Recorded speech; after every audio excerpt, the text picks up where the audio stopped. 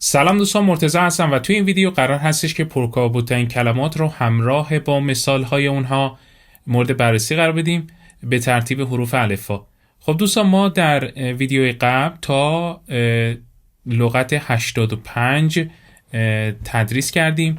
لینکش رو این بالا میذارم دوستان و در انتهای این ویدیو هم در قسمت اند اسکرین لینک این ویدیو رو قرار میدیم که اگر اون ویدیو رو ندیدید اون رو هم حتما ببینید و شروع به یادداشت برداری کنید. همچنین توی ویدیو اول من در مورد تکنیک های یادگیری لغت و روش سریعتر حفظ کردن لغات رو کامل توضیح دادم. درس دوم این کتاب رو قرار هستش که امروز با هم داشته باشیم. اولین کلمه هست above که نقش این کلمه adverb یا قید هست. خب دوستان، در مورد قیدها ما به طور کلی 4 دسته قید داریم. قیدهای تکرار رو داریم که بعد از فاعل و قبل از فعل اصلی در جمله میان و قیدهایی نظیر قید حالت رو داریم. قید مکان که بعدش میاد و در آخر قید زمان رو داریم که در اینجا above در نقش قید به معنای در بالای چیزی معنی میده که به این مثال دقت کنید. گفته there's a mirror above the sink، یعنی بالای سینک یک آینه وجود داره. There's a mirror above the sink. کلمه بعدی actually، این هم یک قید هستش. مشخصه قید حالت بچه ها الوای هست، یعنی اگر الوای رو به صفت اضافه کنیم قید حالتش ساخته میشه. actually به معنای در حقیقت یا در واقع معنی میده. I didn't actually see her, I just heard her voice. میگه که در واقع او را ندیدم، فقط صدایش را شنیدم. I didn't actually see her, I just heard her voice. Against یعنی در برابر یا در مقابل یا مخالف چیزی که یک کلمه preposition یا حرف اضافه هست. مثال She spoke against my decision. گفته که او مخالف تصمیم من صحبت کرد. She spoke against my decision. Amazing به معنای حیرت آور یا شگفت انگیز. Amazing. Rainforests are filled with amazing creatures. جنگل های بارانی پر از موجودات شگفت انگیز است. Rainforests are filled with amazing creatures. creature به معنای مخلوق معنی میده و موجودات معنی میده وقتی میگیم creatures، و fill به معنای پر کردن معنی میده. کلمه بعدی یک اسم هست ant به معنای مورچه. He studied the behavior of ants. میگه او رفتار مورچه ها را مورد مطالعه قرار داد. He studied the behavior of ants. Appropriate یک صفت هست، یعنی مناسب، یعنی suitable. Appropriate. مثال Is this film appropriate for small children?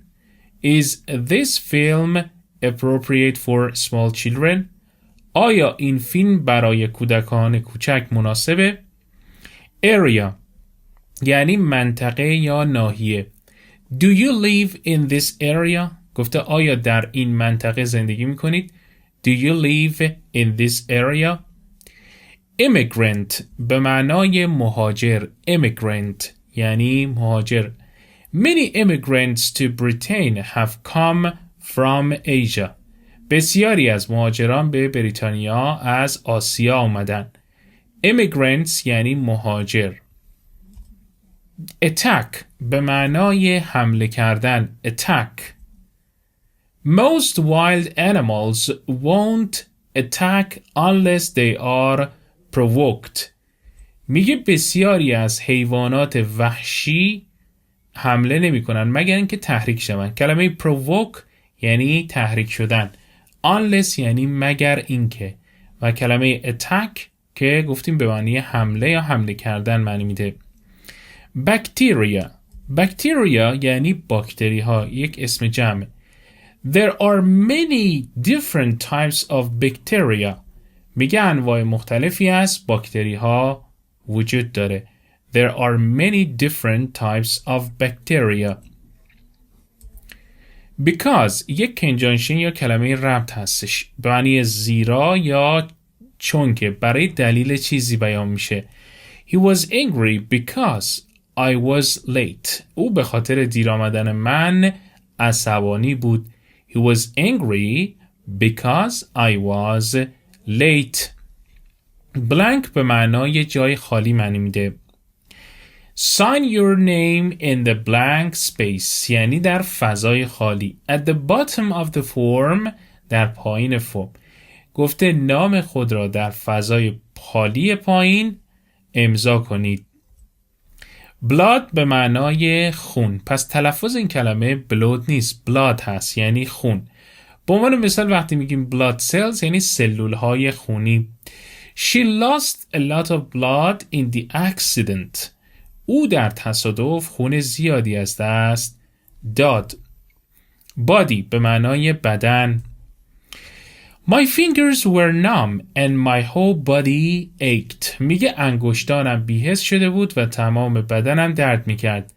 My fingers were numb and my whole body ached. bore به معنای خسته شدن. به عنوان فعل میتونه استفاده بشه معنی خسته شدن. He bores everyone with his long stories. گفته او با داستانهای طولانی خود همه را خسته میکند. He bores everyone with his long stories. boring به معنای حوصله سربر.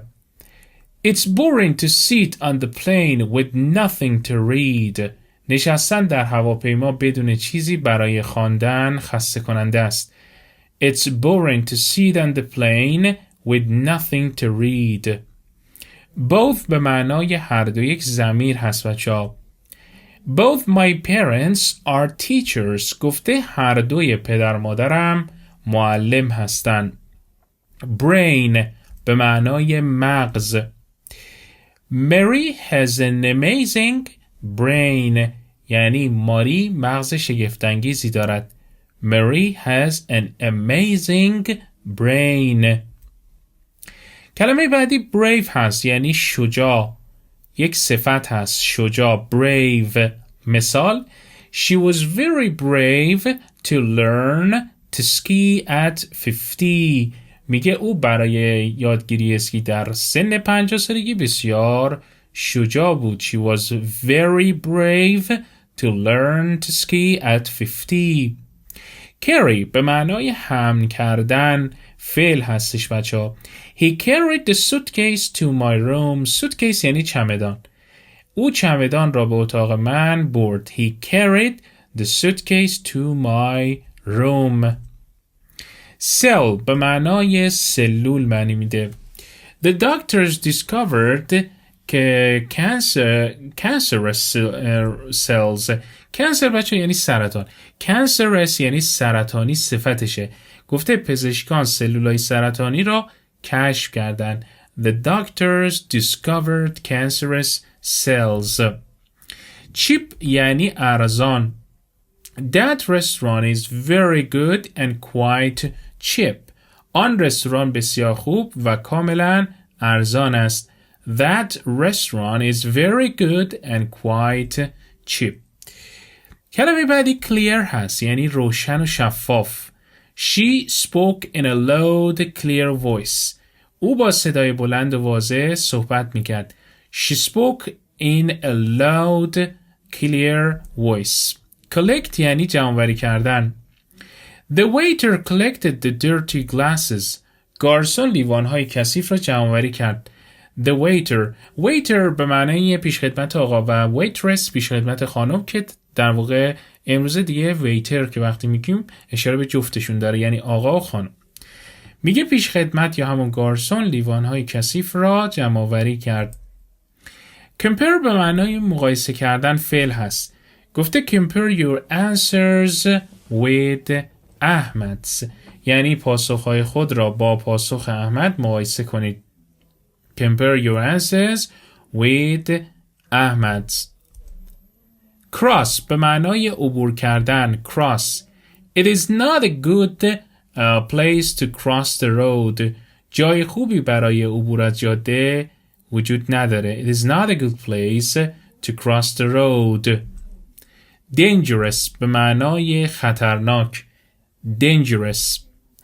The men are armed and dangerous. میگه مردان مسلح و خطرناک هستن. armed یعنی مسلح. dangerous خطرناک. deep یعنی عمیق صفت هست. be careful یعنی مراقب باشید. The water is very deep. میگه که مراقب باشید آب بسیار عمیق است. defend یعنی دفاع کردن. They defended the city against the enemy. گفته از شهر در برابر دشمن دفاع کردن. They defended the city against the enemy. describe یعنی توصیف کردن. Can you describe the man you saw? آیا می توانید مردی را که دیدی توصیف کنید؟ Can you describe the man you saw? difficult به معنای دشوار معنی میده. The noise outside made it difficult to concentrate. گفته سر و صدای بیرون تمرکز را در واقع دشوار میکرد. The noise outside made it difficult to concentrate. concentrate یعنی تمرکز کردن و concentration یعنی تمرکز. disease به معنای بیماری معنی میده. There is no known cure for this disease. هیچ درمانی شناخته شده برای این بیماری وجود نداره. There is no known cure for this disease. cure به معنای treatment یعنی درمان. donate بچه donate به معنای همون دونات کردن یعنی اهدا کردن بخشیدن. The appeal for people to donate blood was very successful. درخواست مردم برای اهدای خون بسیار موفق بود. The appeal for people to donate blood was very successful. drop به معنای رها کردن. drop یعنی رها کردن. The book dropped from or off the shelf. کتاب از قفسه افتاد. The book dropped from or off the shelf. easy به معنای آسان. The homework was very easy. میگه تکالیف بسیار آسان بود. The homework was very easy. element به معنای عنصر. Cost was an important element in our decision. هزینه یک عنصر مهم در تصمیم ما بود. Cost was an important element in our decision. Exercise ورزش. The book has exercises at the end of every chapter. خب در اینجا exercise معنی تمرین معنی میده. توی این مثال ببینید میگه که کتاب در پایان هر فصل در واقع تمریناتی دارد. پس در اینجا exercise معنی تمرین معنی میده ولی به طور کلی معنی ورزش هم معنی میده. expensive متضاد کلمه cheap یعنی گران. Photography is an expensive hobby. عکاسی یک سرگرمی گران قیمت است. Photography is an expensive hobby. عکاسی یک سرگرمی گران قیمت است. Fact به معنای حقیقت. Fact به معنای حقیقت. I don't know all the facts about the case. من تمام حقایق را در مورد پرونده نمیدانم. I don't know all the facts about the case. من تمام حقایق را در مورد پرونده نمیدانم. Famous به معنای معروف. Famous معروف. Oxford is famous for its university. Oxford is famous for its university. آکسفورد به دلیل دانشگاهش معروف است. Fight به معنای حمله کردن یا مبارزه کردن معنی میده. Our grandfather fought in the war. پدر بزرگ ما در جنگید یا مبارزه کرد. Our grandfather fought in the war. Fill به معنای پر کردن. Fill یعنی پر کردن. Can you fill this glass with water please? لطفاً می توانید این لیوان را با آب پر کنید. Can you fill this glass with water please? gift به معنای هدیه. The earrings were a gift from my aunt. گفته گوشواره ها هدیه خاله‌ام بود. The earrings were a gift from my aunt. Gift means present یعنی هدیه. Great یعنی عالی. The movie was a great success. فیلم یک موفقیت بزرگ بود. Grow به معنای رشد کردن، بزرگ شدن. Children grow very quickly. بچه ها خیلی سریع رشد میکنن. Half به معنای نیم یا نصفه معنی میده. She was born in the later half of the 18th century. او در نیمه دوم قرن 18 به دنیا آمد. He was born in the later half of the 18th century. Happen به معنای به وقوع پیوستن. How did the accident happen? حادثه چگونه اتفاق افتاد؟ Head به معنای سر. Put this hat on to keep your head warm. برای گرم نگه داشتن سر این کلاه را روی سر بگذارید. Put this hat on to keep your head warm. Healthy به معنای سالم و سلامت معنی میده.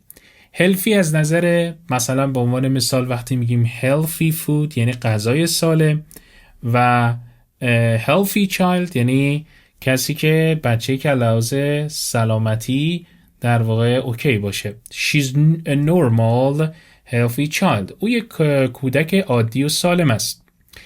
Heavy یعنی سنگین. I can't carry this bag. نمیتونم این کیف رو حمل بکنم. It's too heavy. یعنی خیلی سنگینه.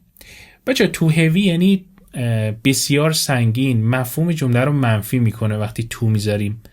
یعنی اینقدر سنگینه که نمیتونم بلندش کنم. Important به معنای مهم معنی میده. It is important to sleep well the night before an exam. مهم است که شب قبل از امتحان خوب بخوابید. It is important to sleep well the night before an exam. In fact یعنی در حقیقت.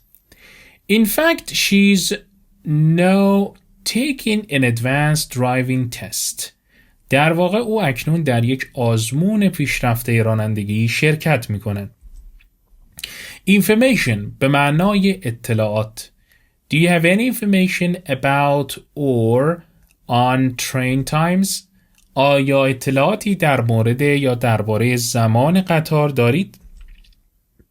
Interested یعنی علاقمند. Are you interested in animals? همیشه کلمه interested با در واقع حرف اضافه این میاد یادتون باشه. آیا به حیوانات علاقه دارید یا علاقمند به حیوانات هستید؟ Irregular یعنی بی‌رویه، بدون قانون، چیزی که قانون نداشته باشه. به عنوان مثال وقتی میگیم catch is an irregular verb یعنی در واقع فعل گرفتن یک فعل بی‌قاعده هست، یعنی قاعده قانون و نظمی نداره. Keep به معنای نگه داشتن. Where do you keep the coffee? گفته قهوه را کجا نگه می‌دارید؟ Late به معنای دیر، صفت هستش. They arrived in the late afternoon. اواخر بعد از ظهر رسیدن. They arrived in the late afternoon. Laugh به معنی خندیدن. Maria looked at him and laughed. ماریا به او نگاه کرد و خندید. Liquid به معنای مایع. Add a little more liquid to the sauce. کمی مایع بیشتر به سس اضافه کنید. Add a little more liquid to the sauce. Move یعنی حرکت کردن. Don't get off the bus while it's moving. در حین حرکت از اتوبوس پیاده نشوید. Don't get off the bus while it's moving. Nation به معنای ملت. We are an independent nation. ما یک ملت مستقل هستیم. We are an independent nation. Neat یعنی مرتب. His clothes were always neat and clean. گفته لباسهایش همیشه مرتب و تمیز بود. His clothes were always neat and clean. Need یعنی نیاز. There's an urgent need for more nurses. نیاز فوری به پرستاران بیشتر وجود دارد. Urgent یعنی فوری. Neighbor یعنی همسایه. Our next door neighbors say they'll look after our cat for us while we're away. همسایه‌های نزدیک ما میگویند تا زمانی که ما دور هستیم از گربه ما مراقبت میکنن. Nothing به معنای هیچ چیز. There's nothing in this bottle. It's empty. در این بطری چیزی نیست. خالی در واقع خالیه. It's empty. Observatory. Observatory یعنی رصدخانه. We work in the same observatory. گفته ما در همان رصدخانه کار میکنیم. Only یعنی فقط. She's the only girl in her class. او تنها دختر کلاس خود است. Orbit به معنای گردش کردن یا چرخیدن دوره. The spacecraft is orbiting the moon. فضاپیما در حال گردش به دور ماه است. Organ یعنی عضوی از بدن. Your ears, eyes, tongue, nose and skin are your sense organs. گوش‌ها، چشم‌ها، زبان، بینی و پوست اندام‌های حسی شما هستند. Own یعنی خود. یک پروناون یا ضمیر هست. She makes all her own clothes. میگه تمام لباسهایش را خودش درست میکند. Paint به معنای رنگ کردن. We've painted the bedroom blue. یعنی اتاق خواب را آبی کردیم. We've painted the bedroom blue. Polite به معنای مؤدب یا با ادب. She's always very polite. او همیشه بسیار مؤدب است. Powerful به معنای قدرتمند یا نیرومند. The car has a very powerful engine. میگه ماشین دارای موتور بسیار قوی است. Problem به معنای مسئله یا مشکل. She has a lot of problems. Her husband is ill and her son is in prison. او مشکلات زیادی دارد. شوهرش بیمار است و پسرش در زندان. Prison یعنی زندان. کلمه ill هم یعنی بیمار. Pump یعنی پمپاژ کردن، پمپ کردن. Your heart pumps blood around your body. قلب شما خون را در اطراف بدن پمپاژ می کند. کلمه بعدی quality هست یعنی کیفیت. The quality of her work is excellent.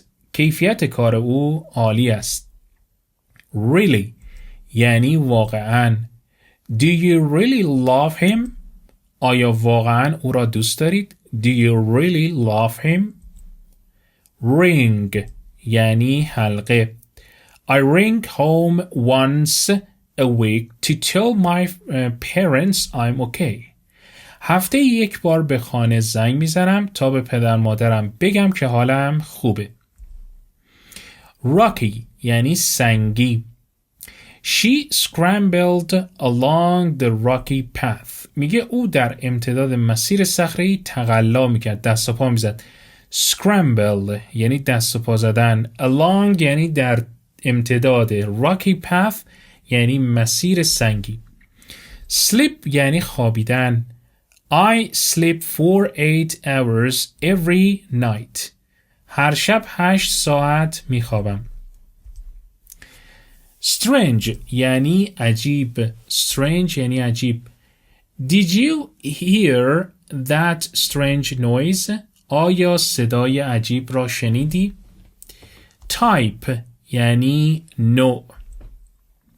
What type of clothes does she wear? چه نوع لباسی می پوشد؟ under یعنی زیر. The cat is under the table. گربه زیر میز است. useful یعنی مفید. This bag will be useful for carrying my books. این کیف برای حمل کتاب‌های من مفید خواهد بود. vessel یعنی کشتی. بچه vessel به معنای رگ خونی معنی میده، به معنای کشتی معنی میده، به معنای بشقاب هم معنی میده. الان در اینجا به معنای کشتی معنی نمیده، به معنای رگ خونی معنی میده. ببینید میگه one of the blood vessels in his heart needs urgent operation. خب blood vessels در اینجا میشه رگ‌های خونی. heart قلب میشه و urgent operation هم که میشه عمل فوری. یکی از رگ‌های خونی قلب او نیاز به عمل فوری دارد. village به معنای دهکده یا روستا. She lives in a village in the mountains. او در روستایی در کوهستان زندگی می‌کند. virus یعنی ویروس. A flu virus یعنی یک ویروس آنفولانزا. without یعنی بدونه. It is cold. Don't go out without your coat. میگه هوا سرده، بدون کت خود بیرون نروید. wonderful یعنی فوق‌العاده. What a wonderful present. چه هدیه فوق‌العاده‌ای. What a wonderful present. wooden یعنی چوبی، از جنس چوب. She keeps the toys in a wooden box. او اسباب بازی ها را در یک جعبه چوبی نگه می دارد. Keeps the toys in a wooden box. world به معنای جهان یا دنیا. Different parts of the world have very different climatic conditions. میگه نقاط مختلف جهان شرایط جوی آب و هوایی بسیار متفاوتی دارد. climate به معنای اقلیم یا آب و هوا معنی میده و climatic صفتشه، یعنی شرایط آب و هوایی اقلیمی متفاوت. worry یعنی نگران بودن. There's nothing to worry about یعنی چیزی برای نگرانی وجود نداره یا به عبارتی جای نگرانی نیست. There's nothing to worry about. خب دوستان به پایان این درس رسیدیم. ممنون میشم که این ویدیو رو اگر که مفید بود براتون لایک کنید و برامون کامنت بذارید. موفق و مؤید باشید.